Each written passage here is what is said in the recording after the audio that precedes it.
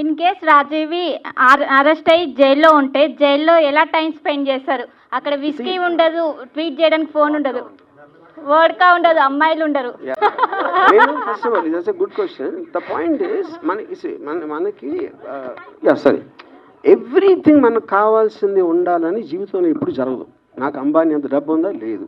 నాకు ఎవడో అలాంటి కారు ఉందా? లేదు. నాకు మహా అందగతులైన అమ్మాయిలు ఒక భార్య ఉందా? లేదు. అప్పుడు మనకున్న దాంతోనే మనం సరిపెట్టుకుంటాం ఎప్పుడైనా. అందులో సడన్గా ఒకవేళ కోవిడ్ వస్తుంది, దానికి సరిపెట్టుకోవాలి. ఇంకోటి ఏదో వస్తుంది, దానికి సరిపెట్టుకోవాలి. అలాగప్పుడు ఈ కేసు అన్న ఏదన్నా నాకు అలాంటి పరిస్థితి వస్తే నేను ఎప్పుడు అడాప్ట్ అవుతాను. నా లైఫ్లో నాకున్న నేచరు అడాప్ట్ అవుతాను. అప్పుడు నేను అక్కడ క్రిమినల్స్తో కలిసి నెక్స్ట్ 1 year సంబంధించి 4-5 కథలు రెడీ చేసుకుని వస్తాను. సార్, ఇప్పుడు ఏ సంఘటన జరిగినా సరే దాని మీద ఒక సినిమా తీసేస్తారు.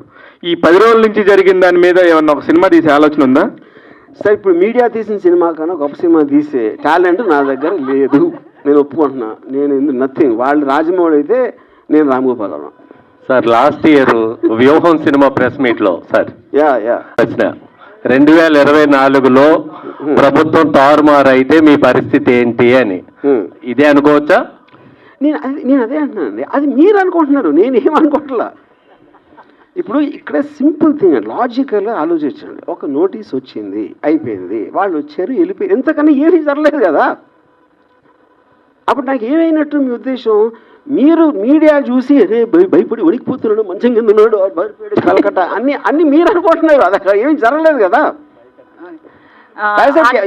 ఇప్పుడు ఎవరైనా పోలీసులు చూపించండి, పోలీసులు కోర్టు చేస్తే ఎవరన్నా చెప్పగలుగుతారా?